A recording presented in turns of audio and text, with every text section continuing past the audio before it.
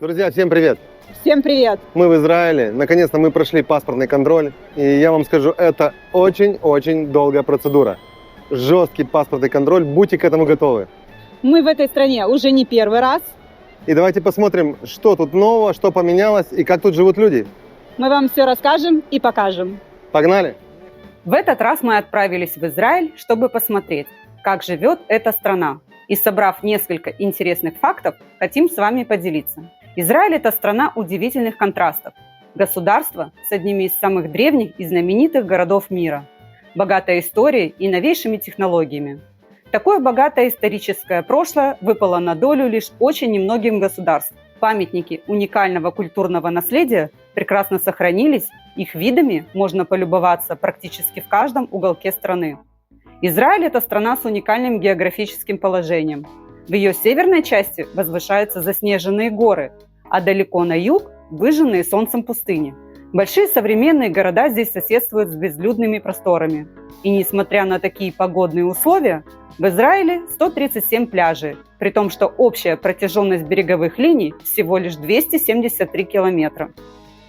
Отдыхая на пляжах в Израиле, напитки берите с собой в пластиковой упаковке, чтобы избежать штрафа за стеклянную тару. Пляжи патрулирует полиция, и это считается нарушением. Путешествие по древней, но в то же время молодой стране начинается с Тель-Авива. Это великолепный город, в который можно влюбиться буквально сразу. Здесь шикарные современные улицы, мирно соседствуют с древними районами, в которых люди жили многие сотни лет назад. И действительно, этот город шумный, современный, подвижный и совсем не производит впечатления места для ленивого отдыха. Но тут проживают спокойные и приветливые жители. Практически все жители Тель-Авива уверенно говорят на английском языке. И чуть больше 100 лет назад Тель-Авива не существовало. На месте песчаных дюн возник обновленный квартал Яффа, который только через год после общего собрания горожан получил свое действующее имя. Город Тель-Авив переводится как «Курган Возрождения». Здесь живет примерно 500 000 человек, но вместе с жителями пригородов получается примерно 3 миллиона. Население всего Израиля составляет 9 миллионов человек.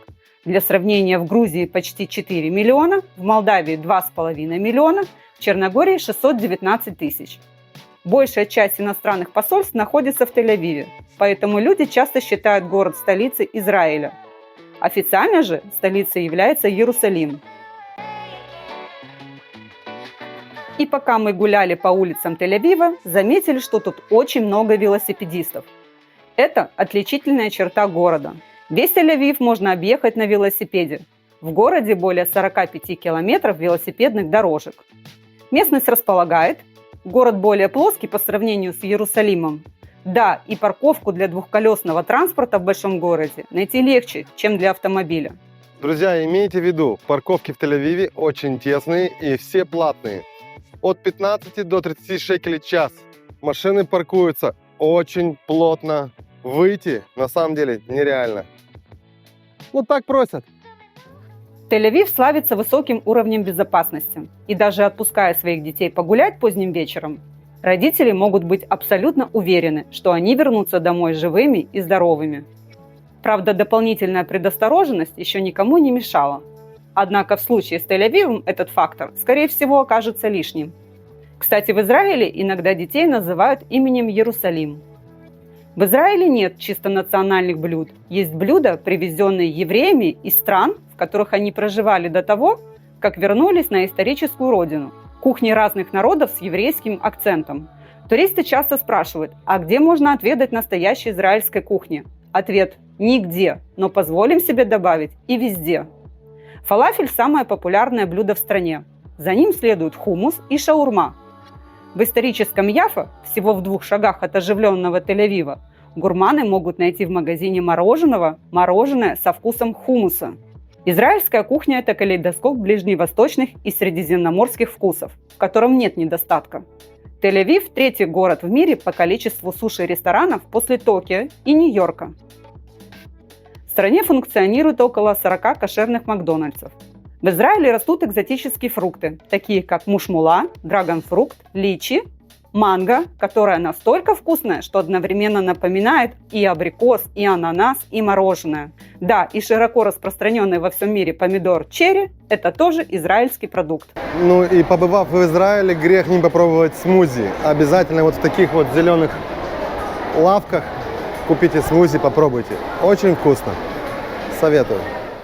Современному человеку нужен спорт как кислород, и Израиль не исключение. Спорт в Израиле до недавнего времени не является особенно успешной частью израильской культуры. Тем не менее, в стране действуют легкоатлетические комплексы, проводятся различные национальные соревнования по разным видам спорта. На глаза нам попадались спортсмены разных возрастов и в разное время суток. Тель-Авив часто называют городом, который никогда не спит. Многие кафе, рестораны и клубы работают 24 часа в сутки. Кроме того, город можно назвать клубной столицей. Здесь регулярно выступают популярные мировые диджеи. И как гласит одна избитая поговорка, пока Тель-Авив развлекается, Хайфа работает. а Иерусалим молится. Иерусалим – столица Израиля. Уникальный город поистине мирового значения. Этот город является святым для представителей трех основных мировых религий – иудаизма, христианства и ислама, что делает его привлекательным почти для половины населения земного шара. Уникальность городу придает его богатая история, ведь он дважды был полностью разрушен, 44 раза завоеван и более 20 раз осажден. Здесь каждый камень говорит об этом. Среди верующих считается, что именно Иерусалим – это центр земли. И даже на картах Средневековья город обозначали в центре как пуп земли. Иерусалиму принадлежит своеобразный рекорд. На его территории находится самое дорогое кладбище в мире – Масличная гора. Места на кладбище покупают еще при жизни, и стоит это несколько миллионов долларов. Несмотря на достаточно теплый климат, зимой в Иерусалиме периодически выпадает снег, но, как правило, быстро тает. Ключевые места, которые стоит посетить, это Западная стена, Стена плача, храм гроба Господня и Храмовая гора с куполом скалы. Ребята, ну, конечно же, вход к Стене плача обязательно через сканер. Все сумочки попросят вас просканировать, и с ними лучше не шутить, потому что ребята серьезно подходят к своей работе. Все-таки меры безопасности присутствуют обязаны здесь. А также могут проверить и документы. Конечно же, перед входом к Стене плача обязательно нужно помыть руки. Территория у Западной стены разделена на две части. Левая мужская, а правая женская. Ежедневно тысячи туристов по традиции оставляют записки в стене со своими желаниями, адресованные Богу. Да, и не забудьте, при входе вы обязательно можете взять бесплатно тюбетеечку такую одеть. Одеваем на голову и двигаемся к стене. Друзья, теперь нужно найти место, куда вставить эту записку. Затрамбуем, чтобы она не выпала. И Боженька все прочитает. И обязательно исполнит. Ребята, от Стены плача нужно отходить только спиной назад. И спустя несколько шагов только можно повернуться. Старый город – это древнейший район Иерусалима, признан всемирным культурным наследием ЮНЕСКо. Древний город ежегодно принимает нереально огромное количество туристов со всего мира. Мы сейчас двигаемся по старым улицам Иерусалима в сторону Храма Господня. Но тут же проживает примерно в 15 раз меньше людей, чем в Москве. И арабы составляют около трети населения израильской столицы. Друзья, и, конечно же, прогуливаясь по улицам Старого Иерусалима, очень много магазинчиков с сувенирами. Конечно же, обязательно не забывайте торговаться. Также очень много всяких вкусностей и приправ. Обязательно попробуйте, потому что такого, я думаю, не в каждой стране продают. Рынок в старом городе представляет собой оживленный базар в восточном стиле. Расположен он на границе христианского и мусульманского кварталов. Известный храм гроба Господня принадлежит одновременно 6 разным христианским конфессиям. Интересен факт, что любые изменения в храме могут произойти только по обоюдному согласию всех 6 церквей. Друзья, мы подошли к храму Господня. Это те самые ворота и тот самый столб, который треснул благодаря молнии, которая ударила именно в тот день. И эти ворота закрываются на такой интересный навесной замок. И ключ от этого замка только у одного человека, только он открывает и закрывает эти ворота. Они огромные, посмотрите. Давайте же зайдем вовнутрь. Поскольку между представителями данных конфессий нередко происходят конфликты, ключи от ворот храма хранятся в арабо-мусульманской семье Джауда аль-Гадия. Конечно же, друзья, давайте поднимемся на Голгофу. С одной стороны вход, с другой стороны выход. Иерусалимский синдром – это редкое психическое расстройство, разновидность бреда величия и бреда мессианства, при котором человек, приехавший в Иерусалим, может почувствовать себя пророком, спасителем мира или библейским персонажем. Такое явление расценивается как психоз и ведет к принудительному лечению в психбольнице.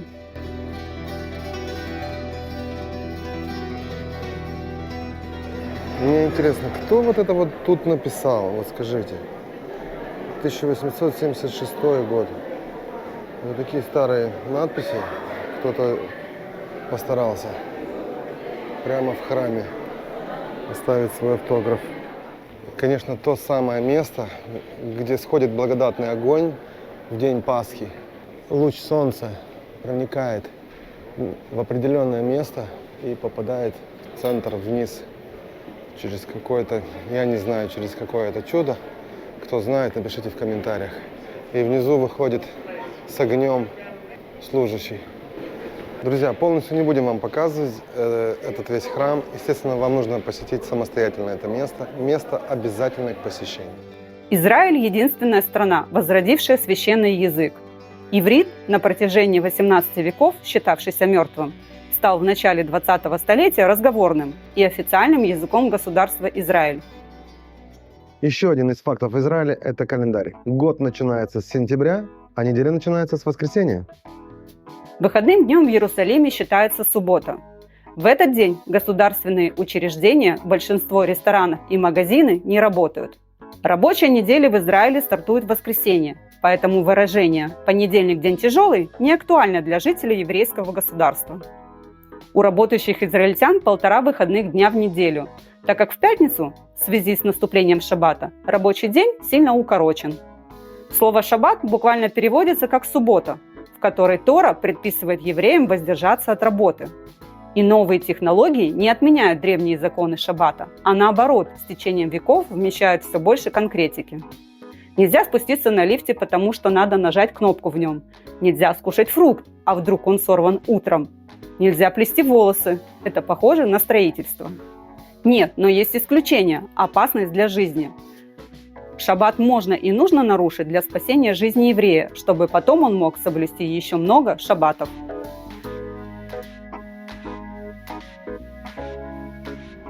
Израиль – единственная страна мира, где женщин в обязательном порядке призывают на военную службу.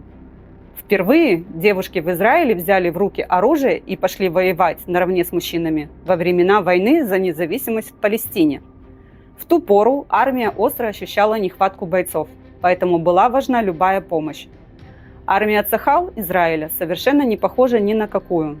Парни и девушки служат наравне. В мирное время военнослужащие проходят различные обучающие курсы, а каждую неделю солдат отпускают домой. Службу в израильской армии считают высшим проявлением гражданского долга. Служба в армии – это престижно. Стакан соли, 2 стакана воды и еще чуть-чуть воды. Так гиды описывают самое низкое место на планете.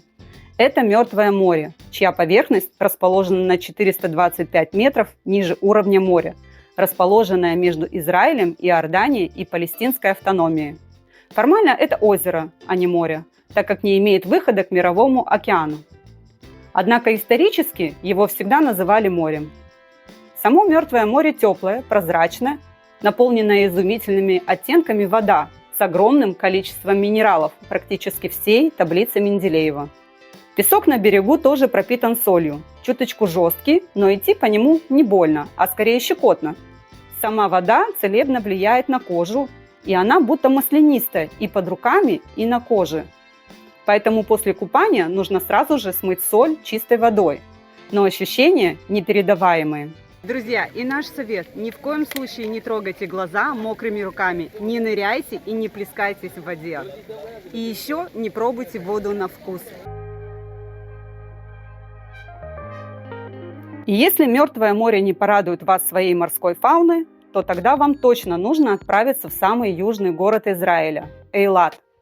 Он располагается на берегу залива Акаба Красного моря, на границе между двух государств – это Египет и Иордания. В городе находится одна центральная больница, один университет, один аэропорт и множество гостиниц. И чтобы попасть в Эйлат, необходимо пересечь всю пустыню Негев, занимающую большую часть территории Израиля. Эйлат – древний город, служивший в древние времена связующим звеном между тремя морями, местом, где концентрировалась торговля Ближнего Востока. Сейчас это портовый город, является беспошлинной и свободной торговой зоной, а это означает, что все покупки не облагаются НДС. Кроме того, в этом городе находится один из самых больших тропических аквариумов в мире. Красное море удивит вас цветными рыбками и коралловыми рифами. Именно за морской фауной сюда съезжаются туристы. Здесь находится большая подводная обсерватория. Есть несколько способов добраться до Эйлата – на машине, такси, электричке, поезде или улететь на самолете. У каждого варианта есть свои достоинства и недостатки. Благодаря форме своей территории Израиль оказывается в 3 климатических зонах – от пустынно-субтропической на юге до мягкой средиземноморской на севере. Именно в Израиле была изобретена система капельного орошения, использующаяся на территории всей страны. Израиль – единственная страна в мире, где сегодня больше живых деревьев, чем 100 лет назад. Самые популярные и узнаваемые деревья Израиля – это сосна, эвкалипт, кипарис и дуб. А самые экзотические и декоративные – фикусы, акации и красавцы-кедры. В иудаизме дерево является символом жизненной силы. На самом деле существует традиция сажать деревья и дарить их в дар на все годовщины жизни, от рождения до смерти. Зеленые холмы украшают цветущий портовый город Хайфа. Хайфа заслужила звание северной столицы страны. Крупнейший порт во всем Израиле тоже находится в этом городе. И если Иерусалим – культурный центр, а Тель-Авив – шумный современный мегаполис, то Хайфа – промышленный центр, но при этом очень тихий и уютный. В Хайфе есть несколько знаменитых на весь мир достопримечательностей. Гора Кармель, где расположен крупнейший в Израиле национальный парк, Бахайский храм и Бахайские сады, внесенные во Всемирный список наследия ЮНЕСКО. Бахайские сады – самая популярная достопримечательность в Хайфе. Они бесплатные, потрясающие и рассказывают историю религии Бахаи. Религия Бахаи молодая, ей 150 лет. Она насчитывает более 5 миллионов последователей практически в каждой стране мира. Бахаисты верят, что физическая красота и гармония человека с природой – отражение его духовных качеств. И чистота бахайских садов определяет духовность человека. Так написано в священных книгах бахаев. Поэтому за садами бахаи следят как за своим телом. В бахайских садах 17 смотровых площадок. Чтобы посетить полностью бахайские сады, вам придется прогуляться с группой. Группа из туристов собирается на входе.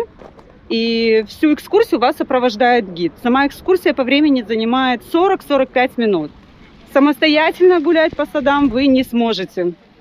Вы ходите на самой верхней точке вот там с гидом и выходите где-то в средней точке, там внизу уже вам покажу попозже.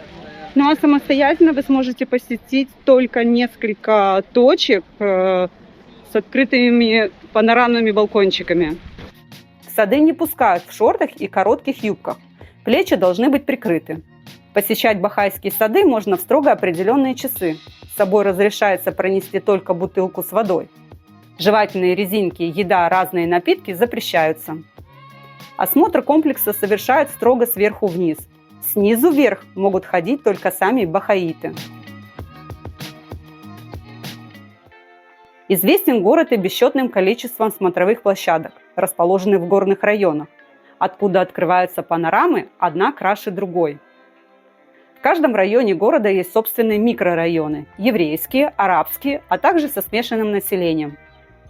В Хайфе можно передвигаться на поезде, автобусе, метро и метроните. Хайфское метро считается самым коротким в мире и внесено в Книгу рекордов Гиннесса.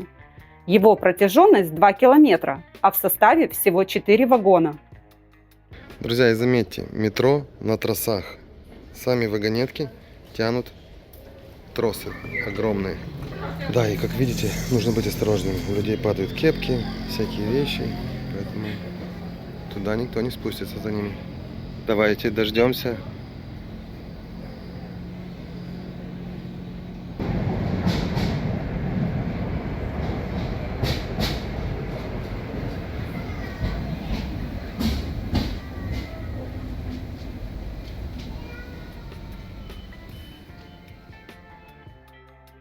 И хотя Хайфа не относится к пляжным курортам, в городе есть отличные бесплатные песчаные пляжи, где можно провести целый день.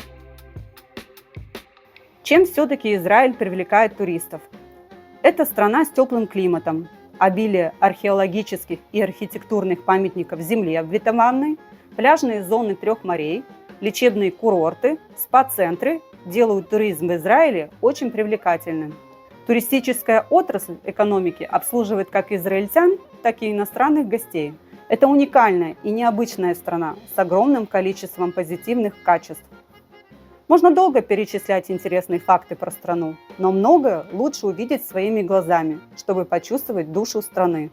Потому что Израиль – это одно из самых счастливых государств в мире. С самого начала туристической поездки Израиль очарует любого своей волшебной атмосферой и захватывающими дух пейзажами.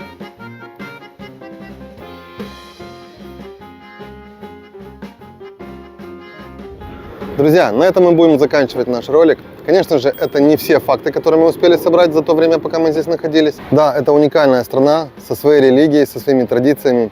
Конечно же, мы постараемся еще в следующий раз что-нибудь для вас подыскать интересного. Наше путешествие мы разделили на несколько выпусков. Не забывайте подписаться, чтобы не пропустить новые видео. Ставьте лайки. До новых встреч, всем пока-пока. Всем пока!